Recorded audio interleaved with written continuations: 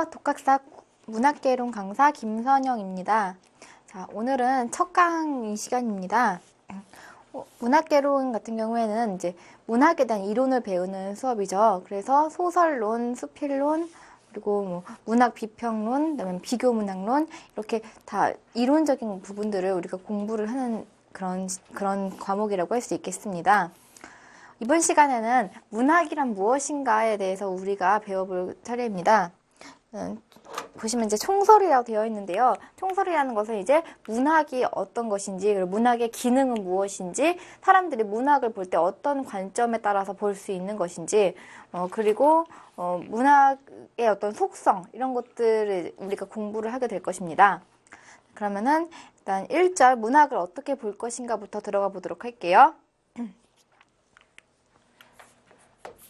먼저 문학의 정의에 대해서 알아볼게요. 정의라는 것은 이제 뜻, 문학이란 무엇인가에 대한 얘기죠.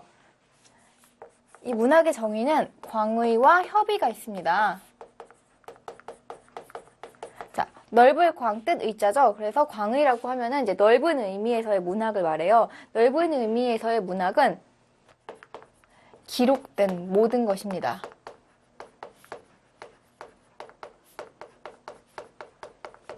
그러니까 문자로 기록된 모든 것들을 문학이라고 볼 수가 있는 것이에요. 이것은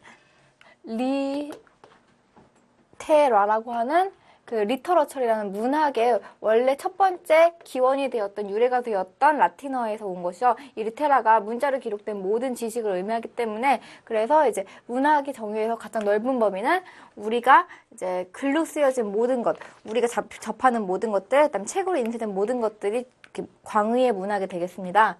그리고 협의의 문학은 우리가 원래 알고 있는 문학들이죠. 소설, 그다음에 뭐 시, 그리고 수필 이런 것처럼 잘 다듬어진 그런 문학 작품을 우리가 협의의 문학이라고 하는데요. 즉 다시 말해서 협의 문학은 잘 쓰여진 언어 예술로서의 문학입니다.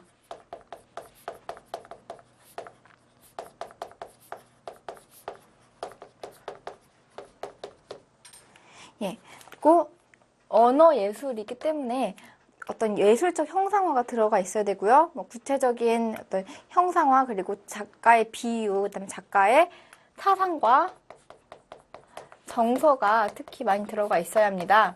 여기서 정서는 문학 작품을 이루는 핵심이라고 할 수 있는데요. 이 바로 정서 그리고 감정적으로 호소한 내용이 많다는 것이 문학 작품이 기타 일반적인 사실문이나 과학적인 그런 것들과 다른 특징이라고 할 수 있겠습니다. 또한 문학은 삶의 재창조를 합니다. 삶의 재창조라는 것이 무엇이냐면요. 그러니까 삶을 있는 그대로 갖고 오는 것이 아니라 다시 한번 허구적으로 작가의 상상력에 의해서 다시 한번 만들어낸다는 것입니다. 그래서 문학작품은 현실을 그대로 가져오는 것이 아니라 현실을 모방해서 작가가 자신만의 생각과 감정을 담아서 다시 한번 만들어내는 것이다. 이렇게 알 수 있고요. 그래서 문학작품은 우리가 허구, 픽션이라고 얘기를 합니다. 자, 그래서 이렇게 허구적인 것이기 때문에 이 문학작품 안에서의 나와 그리고 작가는 같지 않습니다. 이거 여러분이 꼭 기억을 해주셔야 됩니다. 예를 들어서 김소월의 엄마야 누나야라는 시를 생각해 봅시다. 엄마야 누나야 강변 살자라고 얘기하는 시 속에 나는 화자는 누구예요? 어린 소년이죠. 그런데 그 당시 시를 썼던 작가 시인인 김소월은 이미 20살이 넘은 청년이었단 말이에요. 그러니까 어린 소년인 문학작품 속에 나와 그리고 그 시를 쓴 시인인 작가인 김소월은 서로 일치하지 않는 것이죠. 그래서 우리가 봤을 때 이제 문학작품 속에서 나와 그 다음에 그것을 쓴 사람이 서로 같지 않다는 것 역시 또한 문학의 어떤 특징이라고 중요한 특징이라고 할 수 있겠습니다. 그래서 이 문학의 정의 부분에서는 여러분이 광의와 협의를 꼭 구분을 해주시면 되겠고요. 두 번째로 문학과 문학 연구를 들어가 보도록 할게요. 네, 우리가 문학에 대한 어떤 학문적인 분야를 문학과 문학 연구 이렇게 두 부분으로 나눌 수 있다고 본다면요. 이 문학이라는 것은 작품 자체를 말해요. 이문열의 우리들의 일그러진 영웅이라는 어떤 책 자체는 문학이죠. 그런데 그 이문열의 일그러진 영웅을 이제 사회학적으로 비판하거나 뭐 이제 사회 현상과 연관지어서 어떤 분석을 하고 그리고 거기 안에 숨겨져 있는 어떤 뜻을 다시 한번 연구를 하고 거기에 대해서 이제 토론하고 이렇게 연구하는 그런 것은 문학 연구라고 볼 수 있겠습니다. 그러니까 작품 자체는 문학이라면 문학 연구는 이 작품 자체에 대한 어떤 비평적인 관점에서 이 작품 자체를 연구하고 분석하는 것이 바로 문학 연구라고 할 수가 있죠. 그래서 이 문학 연구는 작품을 이해하기 위한 하나의 또한 방법이고요. 그리고 이 문학 작품이 굉장히 객관적이지 않고 주관적으로 작가의 생각의 기준에서 작가의 감정에 따라서 쓴 것이라면 이 문학 연구는 상당히 체계적이고 객관적인 그런 지식으로 이루어진 학문이라고 할 수 있겠습니다. 네, 그래서 이 문학 연구는 이 문학 작품들이 어떤 독자성과 개별성을 가지고 있는지를 뜯어보는 학문이라고 할 수 있겠습니다. 네, 이렇게 문학과 문학 연구는 이제 그것의 정의를 이제 알아두시면 되겠고요. 그러면 세 번째로 문학의 기능에 대해서 알아보도록 할게요.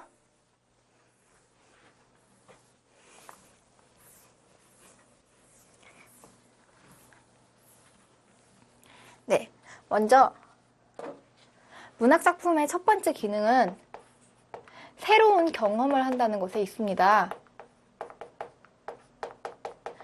예를 들어서 어떤 전쟁 소설 같은 것들이 있죠. 뭐 황석영의 무기의 그늘이라든가 탑 이런 소설들을 보면은 베트남 전쟁에서 있었던 일을 작가가 겪은 후에 그것을 그 베트남 전쟁을 바탕으로 해서 쓰는 소설이란 말이죠. 그래서 우리는 비록 우리가 직접 베트남 전쟁을 겪진 않았더라도 황석영의 소설을 통해서 그 문학 작품에 담겨져 있는 체험을 우리가 간접적으로 느낄 수가 있게 됩니다. 그래서 우리는 이 새로운 경험을 하게 되는데요. 문학 작품 속에 있는 경험은 굉장히 개별적이고 독자적인 작가의 체험이 담겨져 있습니다. 그러니까 다른 사람들은 겪지 못했던 작가만의 독특한 체험이 들어가 있는 것이 문학작품 속에 있는 경험이에요. 그런데 이 경험을 독자가 받아들이게 됩니다. 그러면은 독자는 이 문학작품을 있는 그대로 받아들이는 것이 아니라 자신만의 정서로 다시 한번 바꿔서 이 경험을 받아들입니다. 그러니까 즉 다시 말해서 이제 자신이 겪고 있는 일상적인 이 상황에서 경험을 새롭게 받아들이면서 자신만의 보편성을 획득하게 됩니다. 그러니까 베트남 전쟁이라고 하더라도 그 베트남 전쟁이라는 체험 자체는 굉장히 개별적이고 독자적인 작가의 독특한 체험이지만 이 독자가 받아들일 때는 그것을 자신에게 일반화해서 받아들이게 됩니다. 아, 정말 비참하구나. 아, 정말 슬프구나. 가족들이 이별하게 되는 장면이 정말 참혹하구나. 그리고 베트남 전쟁에서 베트공들을 죽이는 장면 이런 것들이 너무나 처참하구나. 이렇게 생각할 때 그러한 처참함, 비참함 같은 그런 감정들은 보편성을 획득하게 됩니다. 누구나 느낄 수 있고 공감할 수 있는 감정이라는 것이죠. 그래서 이 새로운 경험은 결국 어떤 독자적이고 독특했던 작가의 개성을 독자가 일반화해서 보편적인 상황으로 받아들이는 것이 바로 이 새로운 경험이라고 할 수 있겠습니다. 그래서 이 개성과 보편성은 서로 상호 보완적인 관계를 갖지 이것이 서로 별개의 문제라고 이렇게 독립적으로 볼 수는 없습니다. 다음에 두 번째로 감수성과 취미의 교정이라고 되어 있는데요.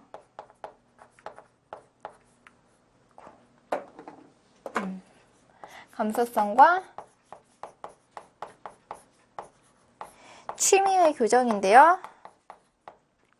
일단 이 감수성은 우리가 문학 작품을 보면서 이제 느끼는 거죠. 문학 작품을 읽다 보면 거기에 나오는 이제 등장인물들이 다채로운 경험과 그리고 정서를 겪게 됩니다. 뭐 죄아벨 같은 경우는 굉장히 죄로 인해서 무척이나 괴로워하고 있는 어떤 인간을 발견할 수가 있고요. 또 거기 헌신적인 어떤 소니아 같은 인물을 보면서는 천사 같고 이제 그렇게 남에게 동정을 베푸는 그런 헌신적인 마음, 이런 것들을 읽으면서 우리는 우리의 감수성을 개발할 수가 있는 것입니다.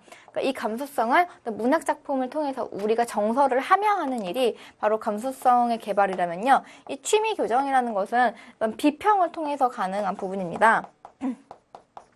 그러니까 이제 비평이라는 것은 작품을 보고 이제 그 작품을 비판적인 관점에서 그리고 다양한 각도에서 새롭게 재해석하는 것이 바로 비평의 역할이라고 할 수도 있는데요. 우리가 이제 작품에 대해서 비판적으로 접근하는 그런 이제 비평들을 보게 되면요. 이 작품을 이런 식으로 생각할 수도 있구나. 이런 관점에서 작품을 해석할 수도 있구나. 라고 생각하다 보면 이제 우리의 어떤 생각에 있어서 교정이 일어날 수 있게 되는 거죠.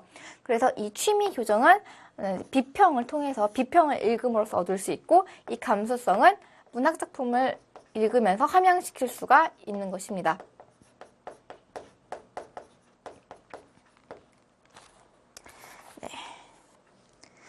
네, 다음으로 이제 문학의 기원을 보도록 할게요. 문학의 기원이 별표 한번 쳐주세요. 이 문학의 기원 쪽이 가장 많이 나오고 있는 파트입니다.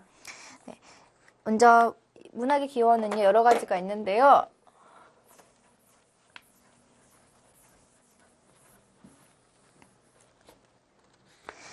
크게 보자면은 심리학적 기원설과 발생학적 기원설 그리고 발라드 댄스설로 나눌 수가 있습니다. 심리학적 기원설이라는 것은 문학 작품이 처음 왜 생겨났는가 이거에 대해서 우리가 얘기를 할 때 인간의 심리학적인 부분에서 그 유래를 찾는 거예요. 그러니까 인간이 이런 마음 상태를 가졌기 때문에 인간들의 이런 마음의 본능을 가지고 있기 때문에 문학 작품을 쓸 수밖에 없게 되었다라고 보는 것이 바로 심리학적 발생설입니다. 자, 그럼 이 심리학적 기원설에서는 그 어떤 내용들이 있는지 한번 보도록 할게요. 먼저 모방 본능설이 있어요. 모방 본능설은 아리스토텔레스가 주장한 것인데요. 모방 본능설은 사람들은 어떤 현실의 경험을 모방하고자 하는, 현실을 모방하고자 하는 그런 본능이 있기 때문에 그래서 문학작품을 쓰게 되었다라고 보는 견해가 바로 모방 본능설입니다. 그러니까 우리는 어떤 이제 굉장히 커다란 사건을 경험하게 되었을 때, 또 현실에서 아주 중요한 사건이 터졌을 때, 현실에서 좀 굉장히 감정적으로 격앙되는 어떤 일을 겪었을 때, 이 현실을 작품 안에서 그대로 모방해서 보여주고 싶은 어떤 충동을 느낀다는 것입니다. 그것이 바로 모방 본능설이에요. 그다음에 두 번째로는요, 유희 본능설이 있어요. 유희 본능설은 칸트와 스펜서가 주장을 했습니다. 여러분들 그것도 기억을 해주시기 바라요. 이거 각각의 설들이 누가 말한 것인지 그 학자의 이름과 연관지어서 함께 기억을 해주시기 바랍니다. 모방 본능설은 아리스토텔레스라고 했죠. 네, 유희 본능설은 칸트와 스펜서입니다. 네, 유희가 뭡니까? 유희라는 것은 칸트와 스펜서가 주장을 했죠. 유희가 뭐죠? 유희는 재미, 흥미거리를 의미합니다. 그러니까 유희 본능설이라는 것은 사람들이 재미있는 것을 찾기 위해서 우리가 바로 문학을 만들어낸다는 그런 것입니다. 네, 우리가 어떤 이야기를 봤을 때 어때요? 뭐 삼국지라든가 여러분들 소설책들 읽으면은 되게 상당히 재밌습니다. 마찬가지로 이제 옛날 사람들도 문학 작품을 읽으면서 정말 재밌다. 이런 이야기거리 더 재밌는 게 없을까? 더 복잡하고 더 다채로운 이야기가 많은 그런 문학거리가 없을까? 이렇게 생각을 하다가 보니까 문학 작품을 사람들이 쓰게 되었다는 것이죠. 그것이 바로 유희 본능설이고요. 그다음에 세 번째로는 흡인 본능설이 있습니다. 이것은 다윈을 비롯한 진화론자들이 주장한 것입니다. 흡인이라는 것은 인간을 끌어당긴다는 것이죠. 사람들은 다른 사람들이 자신의 말에 귀 기울여주고 관심을 가져주고 그리고 이제 여러 사람들이 이 얘기 재밌다 하면서 서로 이제 막 돌려보고 이렇게 하는 것에서 어떤 쾌감을 느낀다는 겁니다. 그러니까 모든 사람들에게는 다른 사람들을 끌어들이고 싶다. 다른 사람들이 내가 하는 말에 관심을 갖게 하고 싶다. 이런 생각에서 문학작품을 쓰게 된다는 것이 바로 흡인 본능설이라고 할 수 있겠습니다. 예. 그리고 마지막으로 이제 심리학적 기원설의 마지막으로는 자기 표현 본능설이 있습니다. 이것은 허드슨이라는 사람이 주장을 했고요.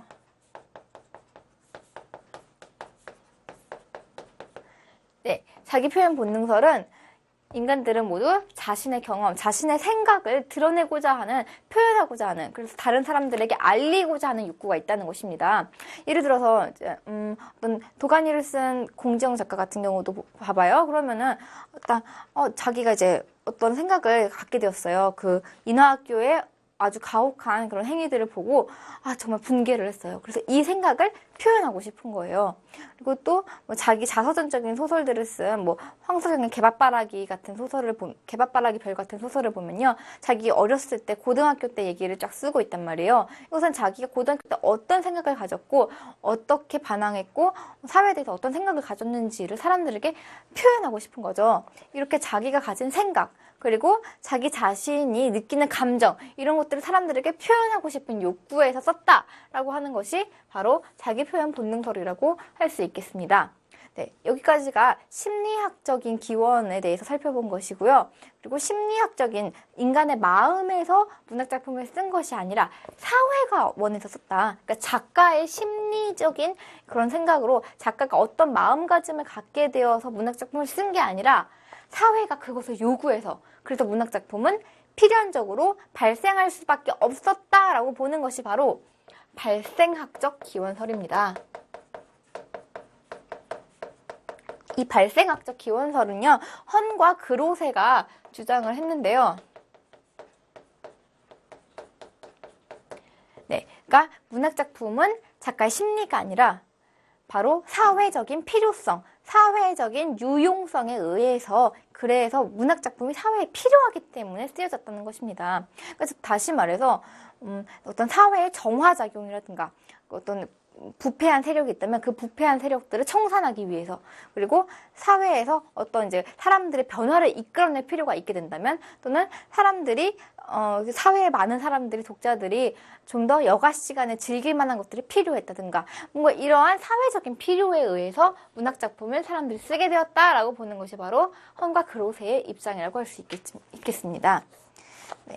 뭐 사실 우리나라 조선 후기의 문학작품들 같은 경우가 이런 발생학적 기원설을 굉장히 들어맞죠. 그러니까 상당히 많은 이제 평민들과 그다음에 양반 부녀자들이 여가 시간이 아주 늘어나게 되고, 그리고 책들이 이제 막 인쇄되어서 나올 수 있는 그런 어떤 토양이 갖춰지게 되니까 이제 여가 시간에 뭘 할까라고 사람들이 생각하고, 또 평민들이 글자를 많이 읽을 수 있게 되니까 소설들이 필요하게 된 거예요. 그래서 소설들이 조선 후기가 되자 막 쏟아져 나오게 되었죠. 이런 것들은 발생학적 기원설에서 이제 굉장히 들어맞다는 것을 또 보여주고 있는 예가 되겠습니다. 그리고요, 이제 발라드 댄스설이라는 게 있어요. 발라드 댄스가 뭐냐면요, 원시 종합 예술을 말합니다. 원시 종합 예술은 바로 이제 문자가 나오기 전에 사람들이 어떤 문학을 표현해내는 양식이었죠. 그러니까 이제 제의라고 해요. 제천의식이라고 하죠. 제의 또는 제천의식, 제천행사. 그 당시에는 사람들이 농사를 잘 짓는 것이 굉장히 중요했어요. 그리고 그 농사를 잘 짓기 위해서 하늘의 신령님께, 그리고 자신들이 모시는 신께 제천의식을 드리는 경우가 많았습니다. 그러니까 제사를 지내는, 하늘에 대고 제사를 지내는 것이 많았던 거죠. 그랬는데 이 제천의식 때 사람들이 원시종합예술을 보여주게 됩니다. 원시종합예술은 종합, 짬뽕 됐다는 거예요. 그러니까 이야기, 그리고 노래, 문학, 무용, 그러니까 무용이라는 건 춤이죠. 그러니까 춤, 노래, 그리고 이야기가 전부 다 하나로 이제 합쳐져서 어떤 종합 예술의 형태를 띠고 있었다는 겁니다. 그런데 이렇게 짬뽕되어 있던 것에서 하나씩 분화, 가지치기를 하게 됩니다. 무용이 혼자만의 독자적인 갈래로 나오게 되고요. 그다음에 노래가 또 혼자만의 독자적인 갈래로 나오게 되고요. 그리고 문학이 또 이야기죠. 이 문학이 또한 하나의 독자적인 갈래로 나오게 됩니다. 이것들이 하나로 뭉쳐서 종합예술의 형태를 보이다가 이렇게 분화가 되는 과정에서 그 과정에서 이렇게 문학이라는 것이 발생하게 되었다라고 문학의 기원을 이 원시 종합예술에서 찾는 것이 바로 발라드 댄스설이라고 할 수 있겠습니다. 몰턴이라는 사람이 주장을 했고요. 이 발라드 댄스설은 이 많은 여러 가지 기원설 중에서 요즘 가장 설득력 있는 이론으로 이제 인정받고 있습니다. 이것들을 꼭 기억해 주시기 바라고요. 네, 여기 있는 작가 이름들도 전부 다 꼭 함께 기억해 주시기 바랍니다. 네, 이렇게 문학의 기원까지 살펴봤고요. 네, OX 문제 같은 경우에는 이 OX 자체가 또한 이제 오지선다형의 어떤 선지로 들어갈 수 있는 부분이기 때문에 여러분들이 꼭 한번 살펴보시기 바라고요. 네, 그리고 핵심 예제 문제나 이제 뒤에 종합 문제 같은 경우에는 여러분들이 봤을 때 좀 어려워할 만한 그런 문제들만 함께 짚고 넘어가도록 할게요. 네, 보시면요. 여기에서 핵심 예제 문제를 보시면요. 여러분들이 이렇게 어려워하실 만한 문제는 이렇게 별로 많지 않은데요. 2번 같은 경우 한번 같이 보도록 할게요. 문학 개념에 대한 설명으로 적절하지 않은 것은 이라고 하면요. 예, 문학 작품은 인간의 감성에 호소하는 것이다. 네, 문학은 다른 어떤 사실적인 글과는 달리 감성, 정서에 호소하는 글이라고 했죠. 그러니까 1번 맞습니다. 2번, 문학은 언어를 통해 삶을 재창조하는 것이다. 예, 이것도 삶을 그대로 만들어 오는 것이 아니라 작가가 자신의 상상력을 덧붙여서 다시 한번 만든다, 재창조한다라고 했죠. 그러니까 2번도 맞는 것입니다. 3번, 문학작품 속에 나는 일반적으로 작가 자신을 형상화한다. 네, 일반적으로 작가 자신이 아니라고 했죠. 김소월과 그리고 그 누나야, 엄마야, 누나야를 엄마야라는 소설, 그 시에서의 화자는 서로 분명히 다른 존재입니다. 그렇기 때문에, 네, 그 일반적 작가 자신을 형상화한다는 틀렸고요. 문학작품 속에 고유한 화자, 고유한 주인공이 등장하게 됩니다. 4번, 문자라는 일정한 형식을 통해 기록한다. 네, 맞는 말이죠. 3번, 문학작품과 관련된 설명으로 옳은 것은 문학 연구는 작품과 관련된 이론 자체를 작품으로 보기도 한다. 예, 문학작품과 관련된 이론 자체가 아니라 그냥 문학작품 자체죠. 네, 그러니까 문학 연구는 예, 그 작품을 연구하는 것이지 그 이론 자체를 작품으로 본다는 틀렸어요. 그러니까 1번의 선지는 무슨 말이냐면요. 문학 연구라는 이 이론이 문학 작품 자체냐? 이렇게 본다는 거죠. 그런데 이게 서로 같은 것이 아닙니다. 문학 작품은 소설, 시, 희곡 등으로 존재하는 고유한 작품 자체이고요. 문학 연구 이론은 이 문학 작품에 대한 연구와 비평들을 말하는 것이죠. 그러니까 이것들은 서로 같지 않습니다. 그런데 이 두 가지가 같다고 말하고 있는 1번은 틀린 것이죠. 2번, 문학은 자연과학에 비해 객관성을 확보하기가 어렵죠. 쉬운 게 아니죠. 그 다음에 문학 연구는 현실의 보편적 법칙을 밝히는데 주력한다. 문학 연구는 문학 자체의 개별적이고 독특한 개성을 연구하는 것이 문학 연구이지 어떤 보편적인 걸 찾으려는 것이 아닙니다. 그 현실의 보편적인 법칙을 연구하는 것은 자연과학이죠. 그다음에 4번, 문학은 작품의 독자성과 개별성을 지향한다. 예, 그렇습니다. 문학은 작품에 드러나 있는 어떤 작가의 독특한 생각과 정서와 그리고 사상들을 보여주고 있기 때문에 독자성과 개별성을 계속해서 만들어내려고 지향하려고 하고 있습니다. 네, 이렇게 해서 이제 1절을 함께 다 공부를 했고요. 다음으로 2절을 보도록 할게요. 문학의 속성 그리고 언어 예술성입니다. 문학에는 여러 가지 속성이 있어요. 먼저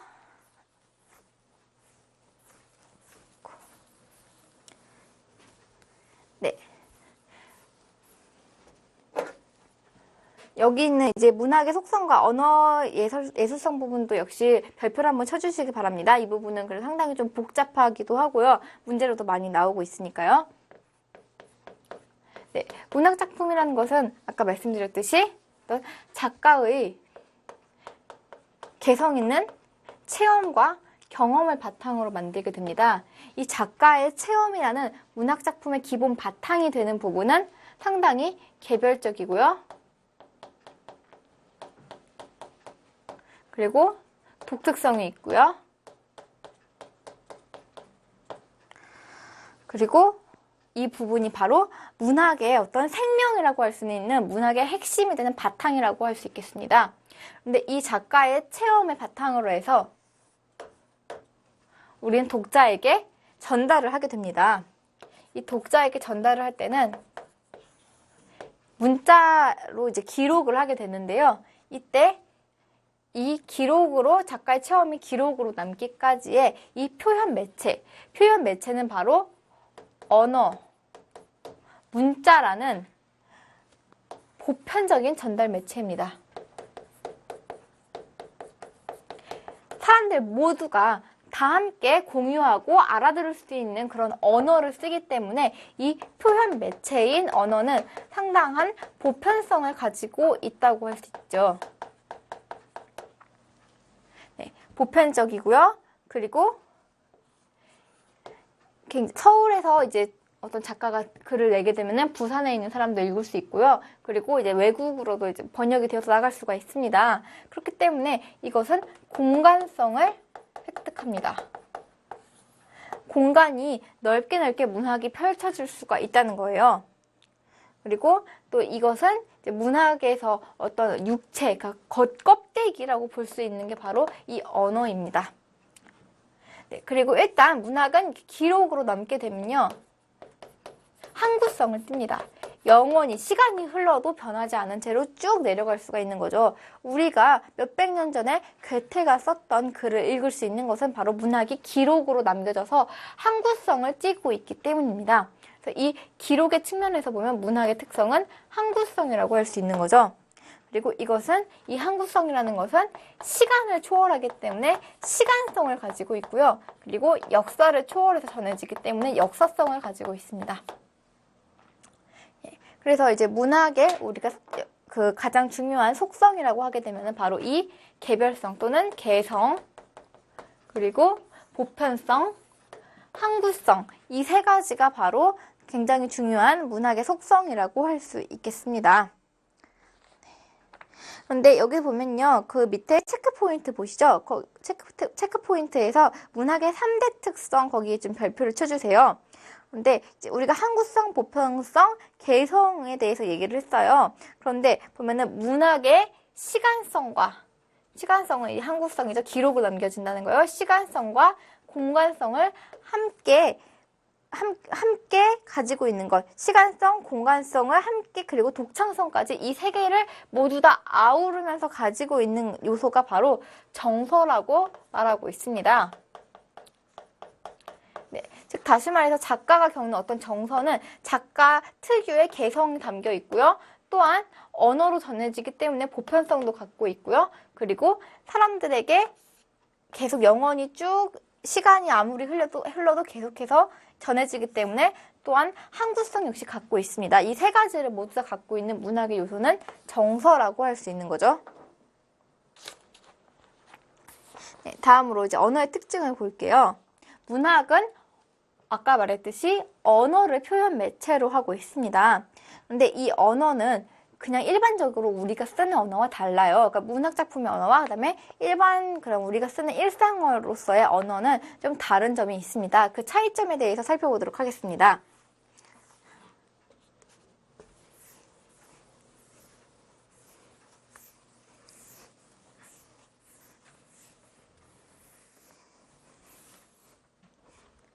네, 문학적 언어가 일상적인 언어와 다른 점은 먼저 첫 번째로 모순의 언어라는 것입니다. 이 모순의 언어라는 것은 무엇이냐면은 모순이 뭡니까? 서로 이제 앞뒤가 맞지 않는 것을 모순이라고 하는 거죠.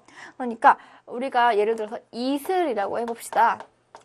이슬이라고 했을 때 이 이슬이 그냥 모순되지 않은 채 과학적인 언어로 쓰이게 되면 이 이슬은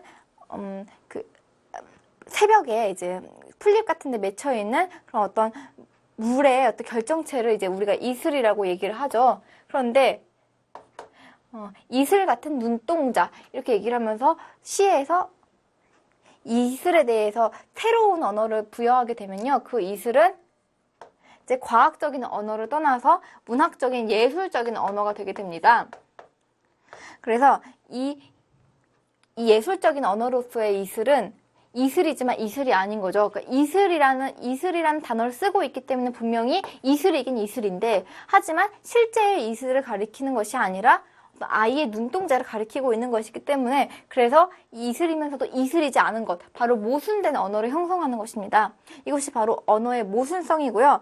이렇기 때문에 언어를 통해서 언어로부터 해방한다고 말하는 것입니다. 그러니까 분명히 언어를 써서 얘기를 하고 있지만 이 언어가 표현할 수 있는 바깥의 것을 보여주고 있기 때문에 언어로부터 해방하는 언어라는 말을 듣고 있는 거죠. 바로 이런 점이 문학에서의 언어의 모순성이라고 할 수 있습니다.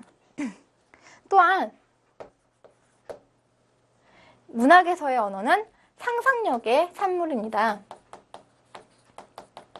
상상력의 산물이고요. 그리고 작가의 체험에 작가의 상상력을 보태어서 그래서 나타낸 것이 바로 그 문학의 언어라고 할 수가 있습니다.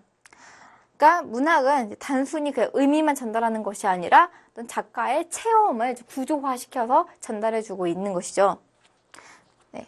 그리고 또한 이 문학작품에서의 언어는 작가의 상상력과 생각과 체험이 함께 들어가 있기 때문에 그 언어 그대로 전달되는 것이 아니라 의미의 변형을 거치게 됩니다.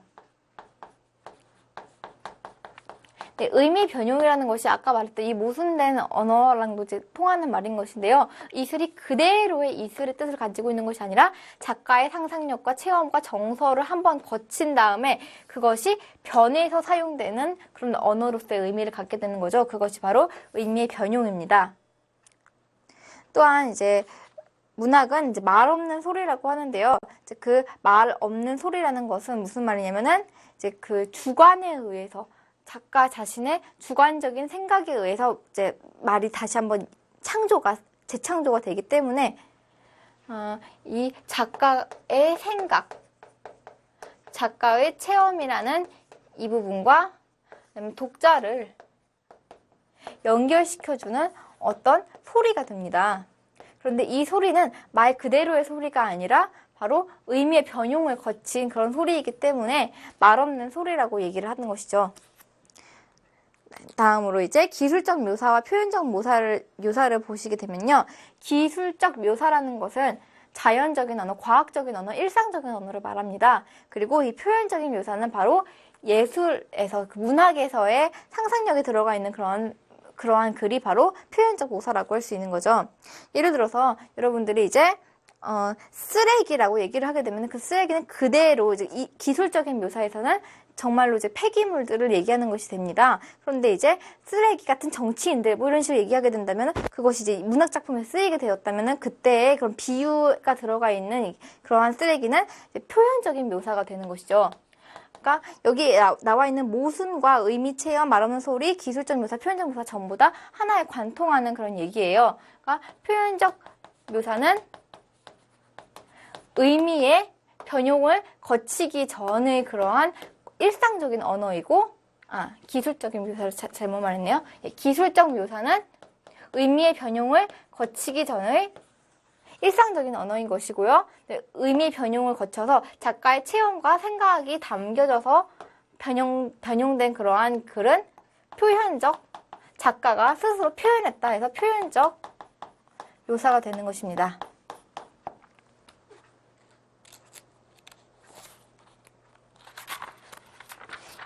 그래서요, 다음으로 이제 외연적 사용과 내포적 사용을 보시게 되면요, 이 기술적 묘사는 외연적인 의미를 가지고 있고, 표현적 묘사는 내포적인 의미를 가지고 있다고 우리가 얘기를 합니다. 그것은 바로 이 기술적 묘사는 바깥에 있는 것들을 끌어당기는 그런 생각을 가지고 있는 거죠. 그러니까 이 바깥의 세계에서 우리가 보이는 바로 사물 그 자체를 얘기하는 것이 바로 외연적인 것이고요. 내포적이라는 것은 그 의미 변형을 거쳐서 그 안에 어떤 또 다른 의미를 함축하고 있다는 것이 바로 내포적인 의미예요. 그러니까 기술적인 묘사, 일상적인 언어는 외연적인 뜻을 가지고 있고 표현적인 묘사는 내포적으로 그 안에 또 다른 의미를 함축하고 있다는 것입니다. 그래서 이 내포적인 의미가 상당히 주관적이고 작가의 생각이 많이 담겨져 있고 감성과 정서가 담겨져 있다면 이 외연적인 표현은 있는 그대로 객관적이고 현실적인 그러한 특징을 가지고 있습니다. 이렇게 해서 우리가 과학적인 언어와 문학적인 언어까지 함께 살펴보았습니다. 다음 강의에서는 이제 제3절로 문학을 보는 관점에 대해서 공부해 보도록 할게요.